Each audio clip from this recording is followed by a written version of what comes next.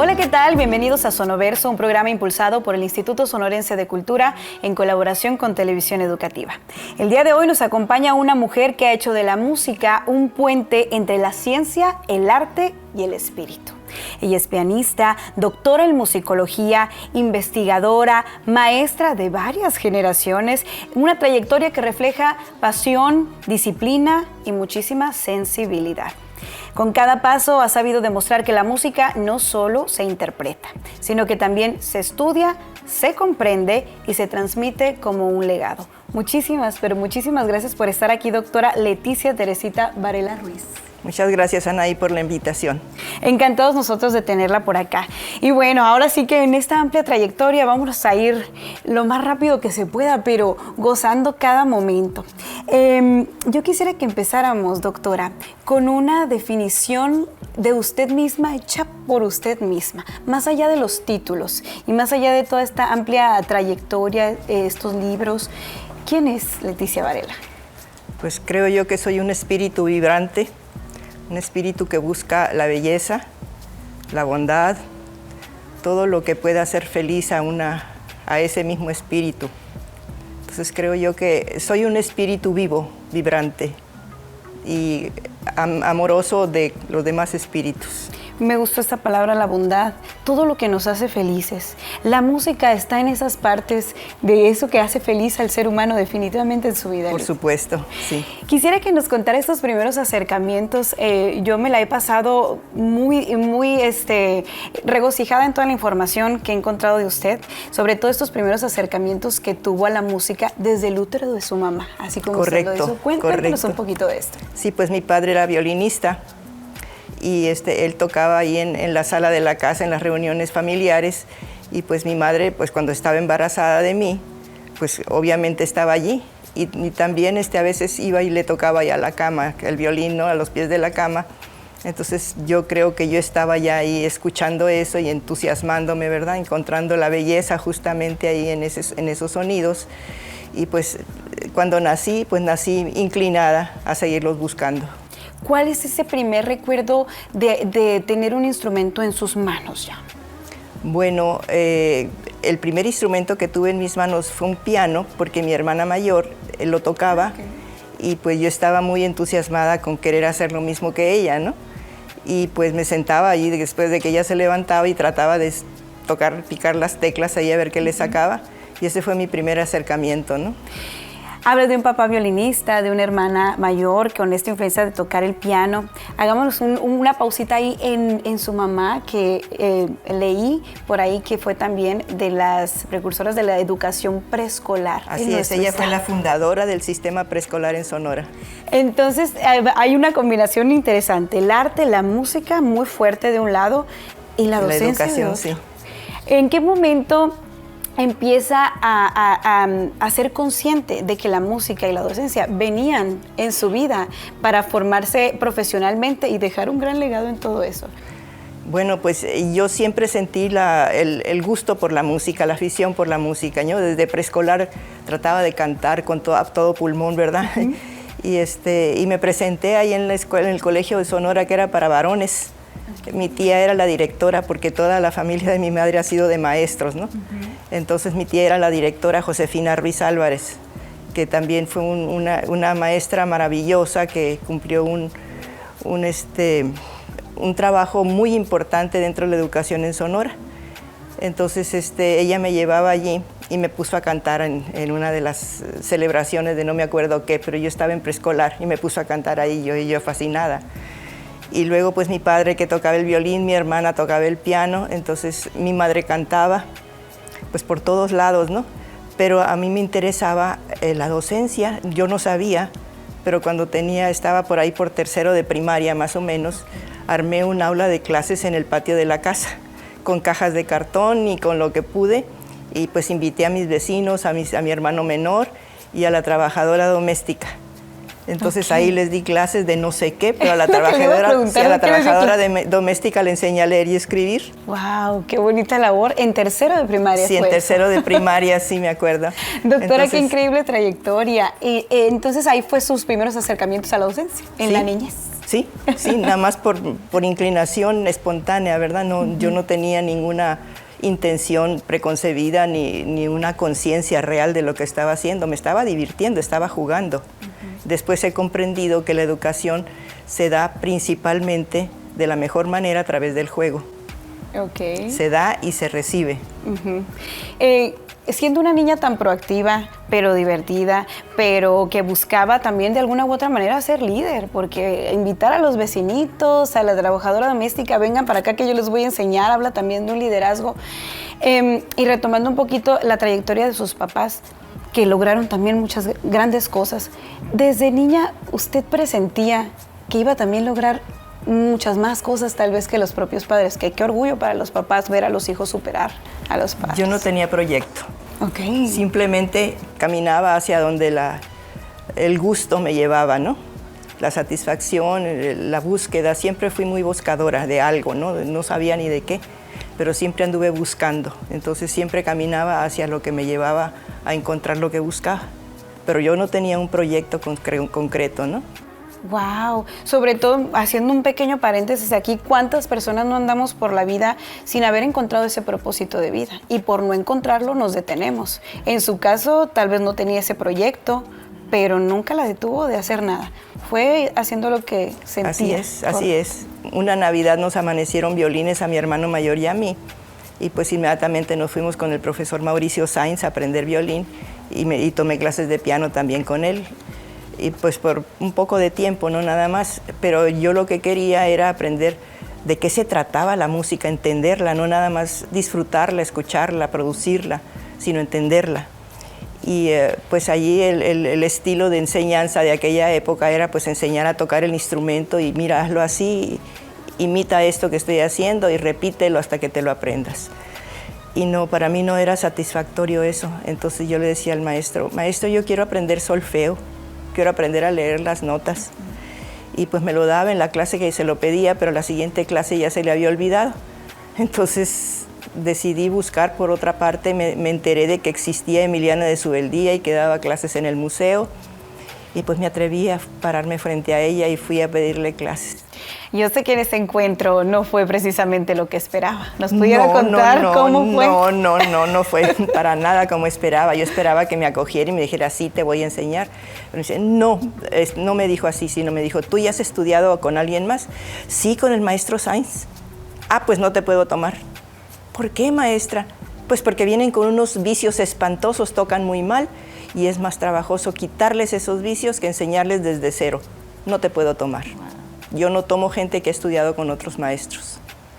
¿Y qué fue de ahí? ¿Se fue desilusionada a su casa? No, para nada. Maestra, yo le prometo hacer todo lo que usted me diga, por favor, tómeme. Y le insistí tanto, fui tan necia, que me dice, bueno, te voy a mandar con una asistente mía, que es Matilde Catase, para que ella te dé las primeras lecciones y ella me dirá si vale la pena que yo te tome después. ¿Cuánto tiempo pasó para que la tomara? Un año. Un año. Estuve un año con Matilde. ¿Y le presentó un piano? ¿Qué fue lo que le presentó para que la aceptara? A Emiliana, a usted. Bueno, cuando regresé, me dice Matilde, bueno, yo ya te di todo lo que yo doy en mi nivel, tienes que irte con la maestra. Pues sí, pero no me quiere, le dije, no me quiere tomar. Yo voy a hablar con ella, me dijo, tú ve. Entonces ya fui y le dije, pues me manda la maestra Matilde, que dice que ya debo estar con usted aquí en piano. Me dice, a ver, toca algo. Y ya le toqué un vals de Brahms. Y me dijo, bueno, chica, mira, te tomaría bajo condición. ¿De qué? Lo que usted diga. Pues de que entres al coro. Pues ya entré al coro y ahí me quedé toda la vida mientras estuve al lado de ella, ¿no? Qué buena historia, qué buena anécdota con Emiliana de Subeldía. Vamos a seguir platicando con la doctora Leticia Varela. Esto es apenas el comienzo para conocer un poquito más de su amplia trayectoria. Ustedes están en Sonoverso. El Instituto Sonorense de Cultura es un organismo público del Gobierno del Estado adscrito a la Secretaría de Educación y Cultura, creado en 1988 con un propósito claro: impulsar el desarrollo cultural integral de Sonora. Desde entonces, diseña y ejecuta programas de formación, creación, producción y difusión artística, además de conservar y promover el patrimonio cultural del Estado, desde sus artistas contemporáneos hasta las raíces vivas de sus pueblos originarios. Administra museos, archivos, teatros, museos, auditorios y casas de cultura en todo el territorio sonorense, y también fomenta la apertura de nuevos espacios para la educación y la expresión artística. El instituto realiza publicaciones, investigaciones y ediciones culturales, además de apoyar a creadores, colectivos y municipios en el desarrollo de proyectos culturales. A través de estas acciones, el Instituto Sonorense de Cultura fortalece la identidad, la memoria y la participación cultural en cada rincón de Sonora. Continuamos aquí en Sonoverso platicando con la doctora Leticia Varela, doctora en musicología, y esta historia tan bonita de cómo llegó a ser alumna de Emiliana de Subeldía. Años más tarde, ya que se convirtió en alumna de Emiliana de Subeldía, llega una oportunidad increíble, que era la de estudiar musicología. Ella fue la que le presentó esta idea, Leti. Así es, sí. ¿Cómo estuvo esta historia? ¿Cómo le presenta a usted la oportunidad? Bueno, yo no sabía ni lo que era musicología, ¿no? Ella me dijo, para esto ya me había hecho tocar exámenes finales, me había hecho presentar examen final de armonía frente a un sinodal, y entonces el maestro Estrella había estado ahí como sinodal, y el mayor Isauro Sánchez Pérez, que era el director de la banda de la universidad también. Entonces, pues me dijo, ya habiendo pasado todo eso, me había hecho tocar también con la orquesta del Noroeste, dirigida por Jiménez Caballero. Y entonces ya me dijo, oye, ¿tú te irías a Alemania? ¿A qué, maestra? ¿A estudiar musicología? Sí, maestra, pero no sé qué es musicología. ¿Qué es? Ahí está el tumbaburros, me dice. Jamás me explicó qué era la musicología. ¿Tú te irías? Sí, sí me voy. Bueno, eso era junio del 74. El 2 de febrero del 75, o sea, 6 meses después, estaba yo montándome al avión rumbo a Alemania.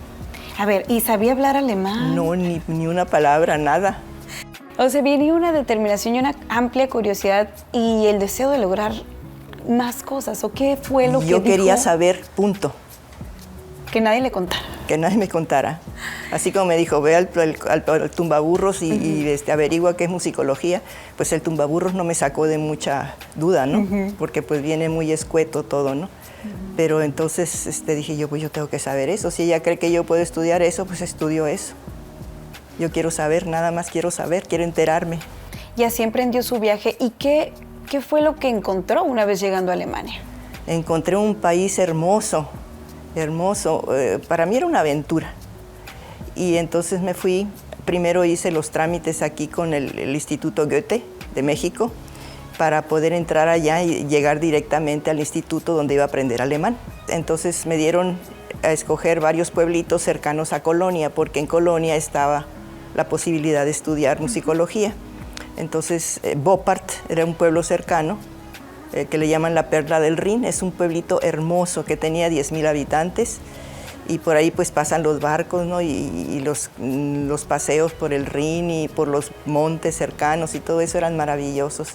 Entonces pues llegué allí, llegué a Frankfurt, y en el subsuelo del aeropuerto estaba el tren. Me fui al tren, tomé el tren con dirección a Boppard, me bajé en Boppard. Ahí afuera de la estación había taxis y dije nada más Goethe Institut, y ya, me llevaron al instituto. Sin traductores, sin los celulares de ahora, sin los GPS, completamente a la aventura. Así es, a la aventura. Hay algo que yo escuché de su experiencia en Alemania, que aparte de que fuera a estudiar musicología, aprendió a estudiar, aprendió a aprender, ¿será? Sí. ¿Cómo se dio esta situación? Bueno, ¿qué fue lo que descubrió que no tenía? Ya que estudié todo lo que tenía que estudiar, años de estudio, ya que me iba a venir para acá después de que presenté mis exámenes de doctorado, que fueron bastante exigentes, entonces, porque fueron muchos exámenes, ya que nos dieron los resultados en la entrada de la biblioteca de musicología, del Instituto de Musicología, pues ya nos dieron a todos los que teníamos que recibir los resultados, ya me aprobaron y todo eso. Entonces tomé yo mis documentos y salí, y había un pasillo largo hasta llegar al foyer, el lugar donde empezábamos a bajar la escalera ya de salida. Entonces en ese pasillo Llevaba yo mis papeles y me fui saltando, brincando hasta el techo del pasillo, diciendo, ya sé estudiar, ya sé estudiar. Me di cuenta en ese momento, pues me concienticé de que si había recibido esos papeles era porque ya sabía estudiar. Entonces era lo que no sabía antes, ¿no? Entonces yo nomás quería enterarme, quería aprender, pero ya sabía cómo aprender, porque aprobé los exámenes. Ay, qué buena historia. Y seguimos platicando también de estos logros que tuvo en Alemania. Fue una tesis doctoral la que presentó usted con la comunidad yaqui acerca de su música. Así Cuéntenos es. un poquito de eso. Bueno, pues cuando terminé los estudios del nivel requerido, me vine un semestre a estar con los yaquis. Ya había estado en ciertas vacaciones que había yo venido de vuelta aquí a Hermosillo. Había visitado en Semana Santa a los yaquis de aquí del Coloso. Había ido un poco a Potam, ¿verdad? Pero pues eran breves visitas, ¿no? Yo quería introducirme un poco en esa dinámica y entonces ya que decidí que iba a tomar ese tema para la tesis, pues me vine un semestre completo, ¿no?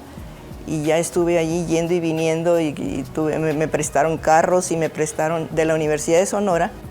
Allí fui porque la universidad me becó. Emiliana de Subeldía solicitó la beca para poderme ir a Alemania y la concedieron. Entonces la universidad pues estaba implícita. Mi plan, ahí sí, mi plan, una vez que me dieron la beca y que me pude ir, mi plan era venir a trabajar para la universidad porque yo estaba en deuda. Y Emiliana me dijo, te tienes que venir a abrir aquí la carrera de musicología, necesitamos tener esa carrera aquí. Lo que usted diga, maestra. Entonces yo tenía ese proyecto porque era una deuda de mi parte con la universidad y con Emiliana. Entonces, pues ya durante ese semestre que estuve aquí yendo y viniendo, me prestaban de la universidad, de Radio Universidad, me prestaban equipos para grabar, y me prestaban al técnico porque no me soltaban a mí los equipos sola. Tenía que ir el técnico conmigo. Entonces ahí vengo por él, ahí vamos a grabar, ahí lo traigo de vuelta y me regreso. Entonces recorrí 30,000 kilómetros en un semestre de estar yendo y viniendo, ¿no? Allá estuve hospedada en casa de unos familiares en Ciudad Obregón y luego estuve ahí entre los yaquis, en una de los pueblos yaquis, ¿no? Hospedada, en Bicam. Entonces, pues bueno, ahí estuve pues haciendo las cosas como yo creía que se debían hacer por lo que había estudiado, ¿no? Pero pues ahí a cómo se presentaba la situación, yo andaba haciendo entrevistas, grabando, sacando fotos donde me permitían, porque no les gusta que les saquen fotos, no sé ahora, pero entonces no me permitían. Sacaba fotos donde era posible. Entonces me traje una gran cantidad de material grabado y en fotografía y pues ya con eso me fui de regreso a concluir mis estudios de posgrado, haciendo ya el trabajo de análisis y de transcripción de toda la música grabada en carretes de esos enormes que había antes. Pues allá me prestaban en la universidad también, dentro del instituto, las grabadoras para que pues estuviera trabajando con ese material. Y pues estuve con todo prestado, ¿no? Transcribiendo y haciendo apuntes y analizando. Y finalmente, teniendo ya la música transcrita, analizada y pues conocida de primera mano, ¿no? Porque yo la había grabado,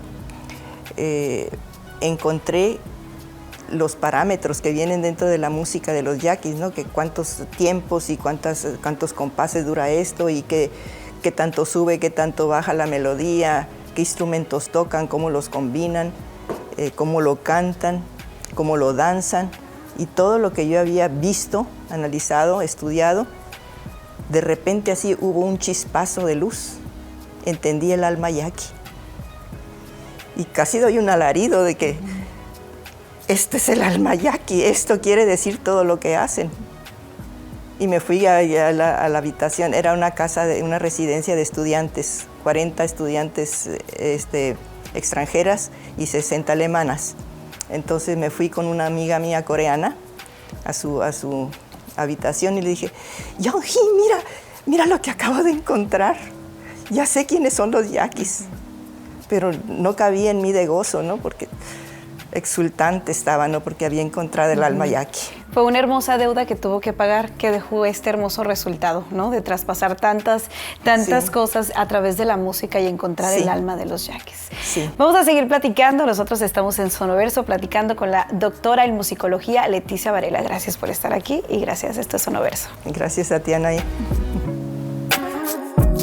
Sonora se vive y se conoce no solo por sus paisajes y su gente, sino también por sus museos. 14 son los espacios que resguardan nuestra historia, celebran nuestras raíces y promueven el arte desde distintas perspectivas, todos integrados en la red estatal de museos, coordinada por el Instituto Sonorense de Cultura. Cada museo aporta algo único, desde el Museo de Arte de Sonora en Hermosillo hasta el Museo de la Lucha Obrera en Cananea, piezas esenciales de nuestra identidad. En esta ocasión, te contamos sobre el Museo de Culturas Populares e Indígenas de Sonora, ubicado en la emblemática Casa Hofer, un edificio histórico que alberga 2 salas de exhibición y murales sobre los grupos étnicos de Sonora, realizados por la pintora Ethel Cook. En estas salas se expone la forma de vida de las etnias que habitan el estado. Ubicado en Hermosillo, este museo es un espacio que honra y difunde las tradiciones, saberes y expresiones de los pueblos originarios y comunidades de la región.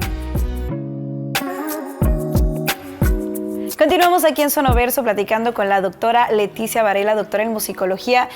Ay, bueno, un programa no nos alcanza para recorrer toda su trayectoria, pero yo me quiero ir también a esta parte de la neurociencia, de la cantidad de libros que lleva publicados, doctora, 26 libros. ¿Cuántos descubrimientos ha hecho a través de la música, pero a través de la música llegar a sanar algunos problemas que enfrentamos los seres humanos? De toda esta trayectoria, de tanto camino recorrido en ciencia, música, docencia y todo, ¿hay alguna anécdota que se guarde en el corazón que diga, esto me lo llevo para siempre? Bueno, descubrí también que el oído es capital para la vida de todo ser humano, ¿no? No nada más porque yo había tenido un oído muy estimulado desde el útero, sino porque me encontré en libros que estaba leyendo alusiones al doctor Alfredo Tomatis, un neurólogo y otorrino francés que había nacido en 1920. Entonces hablaba mucho del oído y tenía un método del que utilizaba música para estimular el oído de la gente, el cerebro a través de los oídos. Entonces me interesó mucho y empecé a pedir información a París, ¿verdad? Porque pues la central estaba en París, de los centros Tomatis, ¿no? De que él había fundado, porque anduvo por todo el mundo. Anduvo en Sudáfrica, en Estados Unidos, en Sudamérica, en toda Europa. En fin, pues había recorrido el mundo investigando y aplicando sus principios como neurólogo y otorrino, que él mismo había desarrollado, ¿no? Entonces yo me interesé mucho por eso y me empapé de esa teoría que él estaba presentando ahí, no cabal, pero pues lo que se podía ver a través de sus escritos. Y entonces empecé a pedir información y ya me invitaron a ir a tomar una formación como consultora Tomatis profesional. Y tenía una amiga que se había llevado a sus hijas a estudiar en la escuela que yo había abierto ya aquí en Hermosillo. Y le dije, oye, ¿no te interesaría esto? Y empezó ella también a leer. Ay, sí me interesa mucho. Pues nos fuimos las dos y tomamos la formación Tomatis en París en el 2001.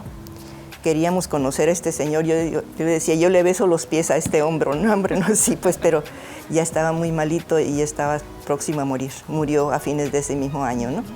Entonces tomamos la formación y nos vinimos y abrimos el centro Tomatis aquí, que ha sido pues una cosa completamente distinta de lo que yo había estado trabajando, pero la música tenía mucho impacto, porque ahí conocimos cómo cada frecuencia sonora llega a diferente parte del cerebro y tiene un efecto distinto. Okay. No es lo mismo escuchar sonidos graves que medios o agudos, ¿no? Okay, sí. Entonces el cerebro responde a lo que se le ofrece porque son vibraciones, y por eso te decía, yo soy una vibración, soy un espíritu vibrante, porque eso he sido siempre, y ahora lo entiendo ya de manera científica, ¿no? Y a partir de allí pues empezamos a trabajar con los programas Tomatis para atender cualquier tipo de necesidad que tenga que ver con el cerebro. Entonces, toda esta experiencia me llevó a buscar más explicación y ahí fue donde incursioné en las neurociencias y terminé incursionando en física cuántica. ¡Wow! Doctora, qué bárbaro. Tiene multifacética y un gran pensamiento analítico. Pues sí, he sido muy analítica toda mi vida, ¿no? Doctora, para terminar y para cerrar esta entrevista, y tomando este punto tan importante que habla del progreso que puede tener el ser humano gracias a la música y a la ciencia, a futuro, ¿cuál es su opinión que la música puede lograr en el comportamiento del ser humano, más allá de un problema que tengan, ¿no? Sino en la humanidad, vamos a ponerlo así? ¿Cuál es el papel de la música en la humanidad? Emiliana decía, si hubiera coros en todo el mundo no habría guerras. Se está resumido eso. O también decía, la música es el alma de las cosas. Entonces la música es vibración y tiene todas las potencialidades de energía vibrante, de energía sonora, de energía que te lleva a todo lo positivo, ¿sí? Porque la música te lleva a todo lo positivo. Claro que la puedes malversar y la peor malversación de la música es subirle el volumen, ¿ok? El volumen es lo que te puede destrozar el oído y las neuronas. ¿Ok? ¿Qué es lo que está ahorita? Sí, hay que tener cuidado. Yo dije, ¿qué tan alto escucho la música? Sí, exactamente. Sí. Y luego se ponen los chicharitos pegados al tímpano. Sí. Entonces, hemos hecho mediciones de jóvenes de 20 y tantos años, 30 que están, por ejemplo, de músicos en antros y todo eso, y llevan una capacidad auditiva de gente de 80, 90 años, ¿no? ¿Por qué? Por la intensidad sonora. Bueno, pues ahora sí que se nos fue el tiempo. Ojalá la podamos tener en una segunda ocasión. De verdad es que es una trayectoria admirable. ¿Algo más que le gustaría decir? ¿Algunas palabras que nos quiera dedicar? Bueno, yo quisiera dedicar unas palabras a los mayores de edad, porque yo ya llegué, ya los alcancé. Entonces, de los 60 a los 90 es la edad más productiva intelectualmente. No se crean las mentiras que la cultura nos enseña de que estamos en declive.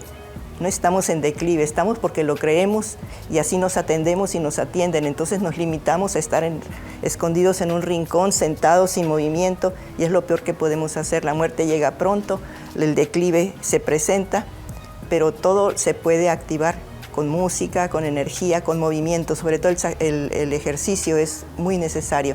¿Y qué tal hacer ejercicio con música? Pues vámonos a bailar, ¿verdad? Ya completo. Muchísimas gracias. Generosidad, sabiduría y mucho arte con usted. Muchísimas gracias. Gracias a ti, Anaí. De esta manera decimos adiós. Esto fue Sonoverso y nos vemos en un nuevo episodio. Gracias, Leticia. Gracias, Anaí.